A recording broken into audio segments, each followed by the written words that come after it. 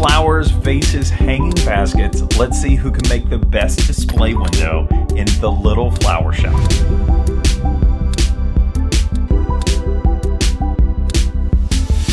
Welcome back to the Board Game Closet. My name's Jimmy, and today we're doing a Kickstarter preview of the Little Flower Shop.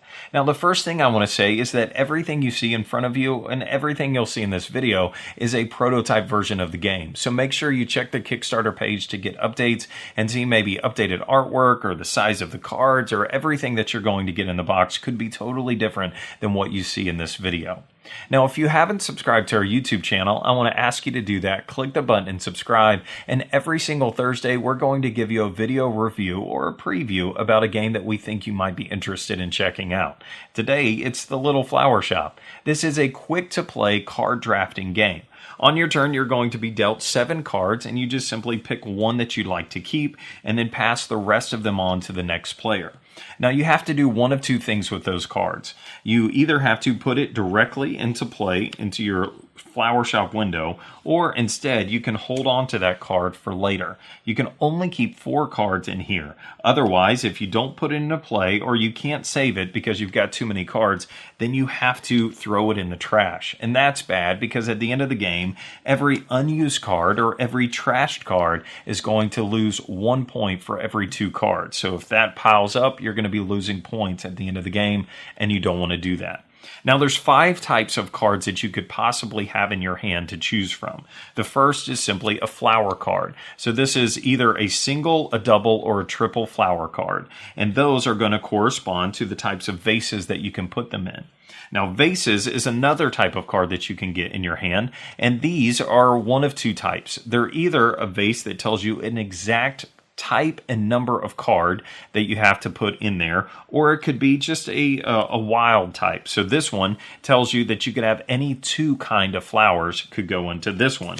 But this one, on the other hand, tells you that you need 3 flowers, and they have to be of this specific kind. But if you have the kind of flower that fits the vase, then you put that in there, and now you have completed that vase. At the bottom of these vases, they have petals at the bottom, and that tells you the victory points that you'll get, or the flower points that you'll get at the end of the game if you've completed those vases. The other thing that you can get is a salary card. And so this would go under your cash register, and at any time during the game, you could cash in your salary and use the money from that to buy hanging baskets. And so these hanging baskets aren't going to take any flowers in the game, but you have to use money. So you get money, and as soon as I have $5, then I could pay for this hanging basket, and I put that in my display window.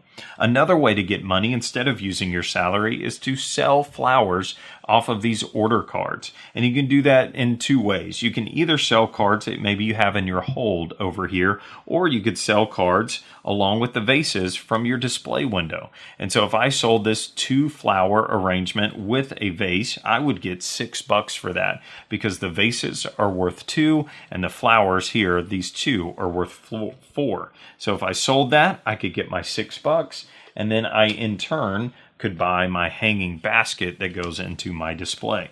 The game plays over 3 rounds, so I'm going to draft cards left, and then the next round I'm going to draft cards right, and then the last round we go left again clockwise, and then at the end you count up how many flower power points that you have in your display window, subtract any leftover cards that you have. Whoever has the most points wins the game. Now, there's a solo variant of the game, which is pretty interesting. You will get, you'll set up these piles of cards, so like 7, 6, 5, 4, and then on a turn, one at a time, you'll flip over a card, and you have to decide right then and there if you're going to keep that card or discard it. And so you keep going through saying, okay, I'm going to keep that one, and then any of the other ones you get to look at and painfully see what better decision you could have made. And then you can kind of go down the line, 6 cards, 5 cards, 4 cards. The options get smaller and smaller, and that simulates the idea of drafting. At the end of that, the game's over, you score your points, and really you're just trying to see how good of a score you can get. That's the solo variant.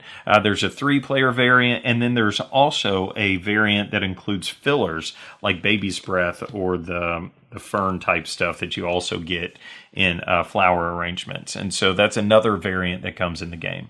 High points for this one are the ease of play, the ease of understanding. You almost feel like you're pressing your luck because you might take a vase that requires a certain amount of flowers or a certain type of flowers, and then those might not ever come up in the game, or they might not make it back around to you.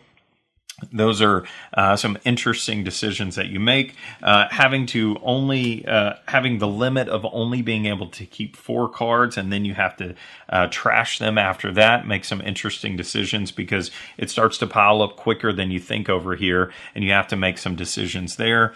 The interaction really comes with watching what other people are potting or what other people are putting in their vases along the way. And so you get to make some decisions and see what's happening around you. There's really not any take that or any negative player interaction, I guess, other than somebody might take a card that you wanted and it doesn't get back around to you on a single round. The people that are going to love this game are the people that love fillers, that love the style or the theme behind this game. The people that won't like this game are those that are looking for a whole lot more, because it's not. This is a filler, a small, quick to play game, but I think the high points of it, if you like this style game of drafting cards, you can talk and conversate as you pick your card and pass them along. It's not a heavy thinky game, which allows for conversation. It's light and laid back, which makes this game good for a lot of people. So that's it. That's the Little Flower Shop. Check them out on Kickstarter and see if this is a game that you want to back. For more videos by the Board Game Closet, you can check us out at BoardGameCloset.com, where we've got a ton of content, along with videos, pictures, our Instagram feed, and also we do an audio podcast where we talk about games that we don't do video reviews for. So check that out if you're interested. And as always, support your local hobby shop and Kickstarter.